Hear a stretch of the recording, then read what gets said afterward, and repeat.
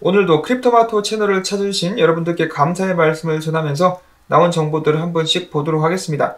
자, 근데 많은 정보가 나와 있지는 않습니다. 그래도 도움될 만한 소식들을 가지고 와 봤는데요.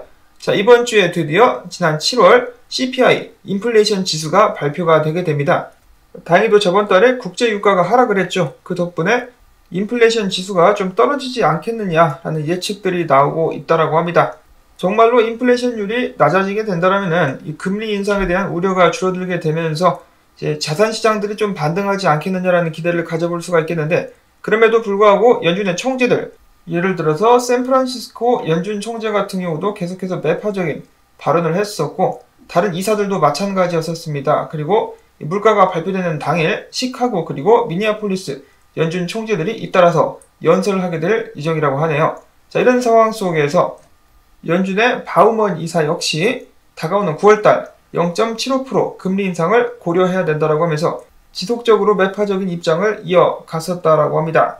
최근에 그나마 가까스로 회복을 해주고 있는 자산시장인데요. 이런 식으로 금리 인상이 이루어지게 된다면 그 회복세가 계속해서 이어질 수 있을 것인가 걱정하지 않을 수가 없겠는데, 이런 상황 속에서 모건 스탠리 같은 경우는 다가오는 9월달에 미국 증시가 다시 한번 흘러내릴 수 있다라고 경고를 하고 나섰습니다. 자, 그렇게 되면은 비트코인도 딸려가게 되지 않을까라는 우려를 하지 않을 수가 없겠는데요. 자, 8월달은 그래도 좀 평화로운 달이 될 수 있을 것인가? 자, 그런데 9월달에 금리 인상이 다시 한번 이루어지게 된다면 자산시장에 대한 타격들 다시 한번 대비를 하는 수밖에는 없을 것 같습니다. 여전히 불안불안한 전체 상황. 그 외에 도움되실까 준비해본 거시경제 뉴스들 몇 가지가 있습니다. 자, 이전 터키였었던 튀르키예 은행들이 이 러시아 지불 시스템을 도입할 준비를 하고 있다라고 하네요. 자, 터키가 브릭스 국가들 그 그룹에 참여하는 것을 고려 중이다 라는 기사가 나오고 있습니다. 자, 브릭스 국가들 어떤 나라들입니까? 중국, 러시아, 인도, 남아프리카, 브라질로 이루어진 집단이라고 볼 수가 있겠는데요. 이 국가들의 공통점이 한 가지가 있다면 그동안의 금을 열심히 사가지고 모아둔 것이라고 이야기를 해볼 수가 있다라고 합니다. 터키 같은 경우도 계속해서 그동안의 법정 화폐의 가치 하락 및 인플레이션 때문에 굉장히 많이 시달렸었는데요. 달러를 던지고 이제 이 브릭스 국가들과 함께 새로운 통화 시스템을 선택하게 될 것인지 다시 한번 전 세계가 주목하고 있습니다. 이어지는 영상은 아르헨티나 영상입니다. 아르헨티나 시민들, 최근 발표가 된 인플레이션 수치가 60%라고 하는데요. 사람들이 화가 나가지고 경제부 장관 차에 항의하는 모습이 포착이 됐습니다. 기자들도 보이죠?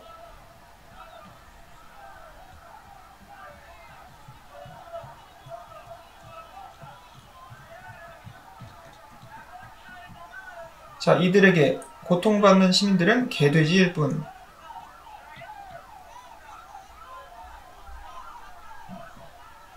아무리 항의를 해보지만은 나아지는 것은 아무것도 없습니다. 자, 그 다음에는 마다가스카르인데요. 마다가스카르에서도 시위가 이어지고 있다고 합니다. 이곳에서는 전력 단절 그리고 생활물가 상승 등으로 사람들이 화가 많이 났는데 시민들의 75%는 극빈곤층이라는 안타까운 통계가 있죠.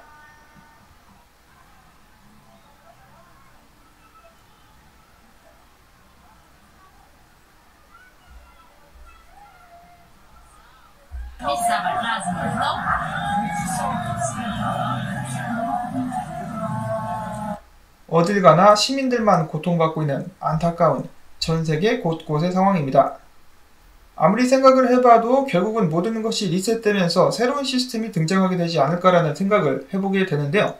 그 과정 속에서 그래도 가장 공정하다고 볼 수 있는 비트코인이 한 자리를 차지할 수 있기를 바라봅니다. 자, 당연히 비트코인이 뭐가 공정하냐면서 동의하지 않으실 분들도 계실 텐데요. 그 중에서라고 말씀을 드렸죠. 비트코인보다 더 나은 대안이 있다면 한 번씩 공유를 해주시면 되겠습니다. 이어서는 준비된 소식들로 넘어가 보도록 하겠습니다. 시티은행 측에서 보고서를 통해서 밝히기를 이더리움이 지분증명으로 전환되게 된다면 이는 곧 전체 암호화폐 시장 가격 및 코인베이스 주가 회복으로 이어질 수 있을 것이다 라고 이야기를 했었고, 자, 그 다음으로는 앞부터 잠깐 언급을 드렸었던 브릭스 국가들 중에 하나죠. 브라질의 상업은행이 아니라 중앙은행 총재가 비트코인을 칭찬했다라고 합니다. 이게 웬일이지? 그는 이야기하기를 비트코인은 금융 혁신이다. 비트코인 가즈야. 이어서는 엘살바도르에 이어서 비트코인에 몰빵을 하고 있는 나라 중앙아프리카 공화국의 대통령. 최근에는 추가적으로 밝히기를 비트코인 전국 범위 내에서의 도입 및 사용을 지원할 예정이다 라고 이야기를 했었다라고 합니다. 자, 그 다음에 지난 2014년 구글 전 CEO가 비트코인을 극찬했었던 영상이 SNS에서 화제가 되고 있다고 하는데요. 자, 바로 이 영상입니다. 이 영상인데 해당 영상 같은 경우는 제가 나중에 따로 공유를 하는 쪽으로 하겠습니다. 기대를 해주시기를 바라고요. 오래된 영상이지만. 자, 다음으로는 웰스파르고에서 보고서를 통해서 이야기합니다. 자, 시티은행도 그렇고 최근에 이 대형은행에서 암호화폐들을 칭찬하곤 하는데 웰스파르고에서는 이야기하기를 자, 암호화폐들은 확실한 포트폴리오 옵션으로 성장을 해버렸다 라고 하면서 암호화폐에서 긍정적인 모습을 보여주었다라고 하네요.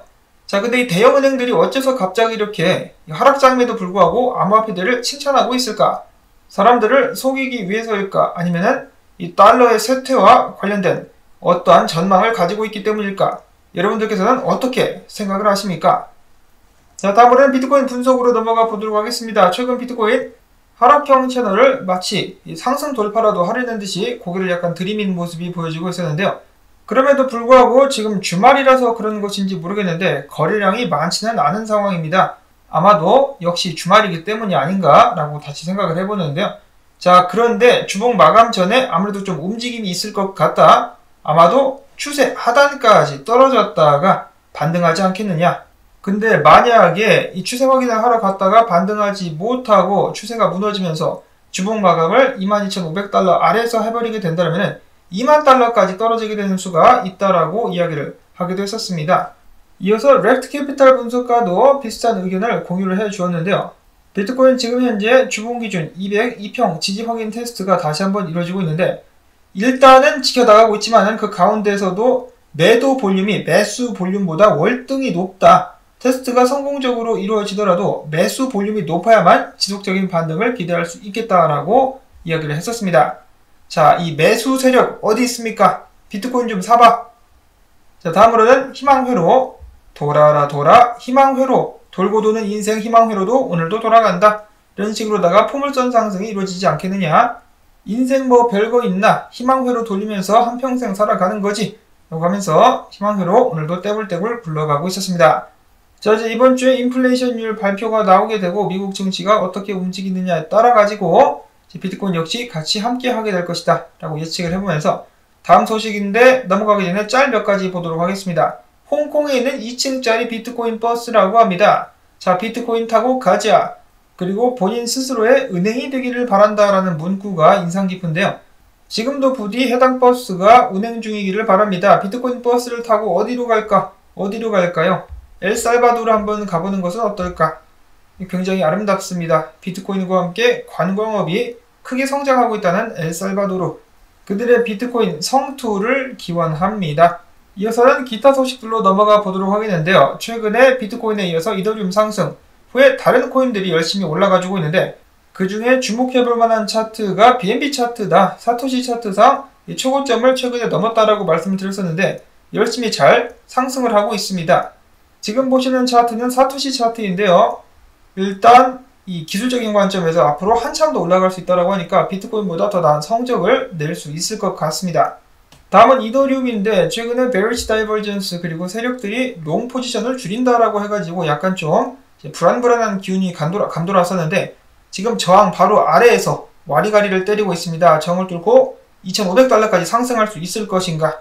머지에 따른 하드포크를 통해 가지고 만약에 에어드랍이 확실시 된다 그러면은 그것 때문에 또 가격이 올라갈 수 있겠죠. 에어드랍 받으려면은 이더리움 사야 되니까 그럴 가능성이 있기 때문에 지속적인 상승 한번 기대를 해보도록 하겠고요. 그 다음에 알트코인 RSR입니다. RSR 같은 경우도 지금 저항 바로 아래에 있는데 이거 뚫고 올라와서 안착한다면 지속적인 상승 기대해 볼 수도 있겠다 라는 알트코인들에 관련된 관심. 그 다음엔 오아시스 로즈코인입니다. 로즈 역시 여기까지 뻥 뚫려 있다. 그렇기 때문에 지금 축적 중인데 이거 뚫고 올라오면은 여기까지 갈 수 있다. 11센트까지 갈 수 있다라고 하면서 한번 지켜볼 만한 가치가 있는 코인이라고 합니다. 비트코인과 이더리움 등등이 이번 주에 선전을 해준다면 잡코인들 다시 한번 크게 달릴 수 있는 기회가 마련되지 않을까 싶습니다. 다음으로 이어서 최근에 여러가지 해킹 사건들이 있었죠. 파산 신청 사건들에 이어서 해킹 사건들이 터지자 이 암호화폐 시장 더욱더 위축될 줄 알았는데 잘 버티고 있습니다. 자, 그렇다고 해서 안심할 수는 없다. 솔라나 지갑들까지 털리고 멀티 브릿지 프로젝트에 썼던 노매드 체인도 겁나게 털렸고 그 외에 하모니 등 여러가지 프로젝트들 허다하게 털려 나가고 있는데요. 그렇다면 가장 안전하게 자기 자산을 보관할 수 있는 방법에는 무엇이 있을까? 전문가들은 여전히 콜드 월렛, 이 하드 월렛이 그나마 가장 안전한 방법이라고 합니다. 이미 장투하시는 분들은 하나씩 가지고 계실 것 같은데요. 그런데 나는 좀 돈이 아까운 것 같다, 필요가 없을 것 같다 싶으신 분들은 대형 거래소들을 사용하시기를 조언을 드리고 싶습니다. 바이낸스라든지 그런 데를 사용하는 것이 좀 더 안전하지 않나 라는 말씀을 드려볼 수가 있겠고요.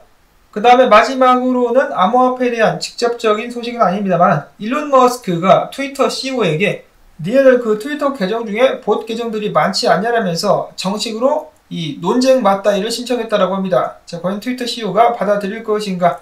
전 세계적인 천재 관종인 일론 머스크의 소식을 끝으로 오늘 영상 여기서 인사를 드리도록 하겠습니다. 여러분들께 도움되셨다면 토마토밥 내가 살려주겠어 라는 의미에서 광고 영상 한 편만이라도 마지막까지 틀어주기, 그 과정 속에서 스트레칭 및 물 마시기 해주기 부탁을 꼭꼭 드리면서 저는 다음에 새로운 소식 가지고 인사를 드리도록 하겠습니다. 안녕히 계십시오.